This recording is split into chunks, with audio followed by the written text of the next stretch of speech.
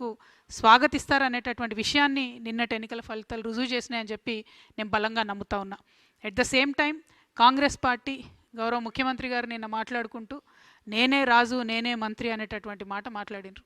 అంతేకాకుండా నేను 10.5 సంవత్సరాలు నేనే ముఖ్యమంత్రిగా ఉంటా, నాకు ఒక 6 నెలలు బోనస్ వస్తుంది అంటున్నాను. 6 నెలలు మీకు బోనస్ వచ్చడమో కానీ రైతులు బోనస్ రాక ఏడుస్తున్నారు అక్కడ. ఆ ముచ్చట మాట్లాడండి ముఖ్యమంత్రి గారు మీరు.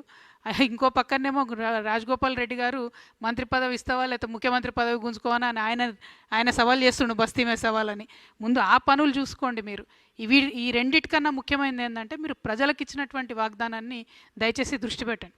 బీఆర్ఎస్ పార్టీ అట్టర్గా ఫెయిల్ అయింది కాంగ్రెస్ పార్టీ యొక్క తప్పుల్ని ఎక్స్పోజ్ చేయడంలో. అందుకే కాంగ్రెస్ పార్టీకి ఈ మున్సిపాలిటీస్లో బెటర్ రిజల్ట్ వచ్చిందని నేను అనుకుంటా ఉన్నా. లేకపోతే ప్రజలు మాత్రం ఆల్టర్నేట్ లేక వేసిరు తప్పితే ఉండి కాదు.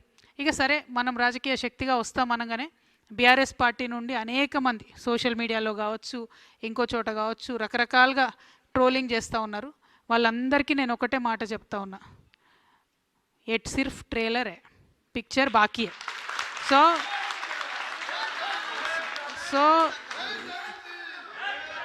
సో ఇప్పుడే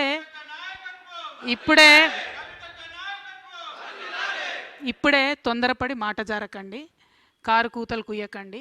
ఇప్పటికన్నా సరిదిద్దుకోండి. ఉద్యమకారులను పట్టించుకోలేదు, వాళ్ళ పక్షాన్ని నేను మాట్లాడితే ఎటువంటి తట్టు నా మీద మాట్లాడుతూ ఉన్నారు.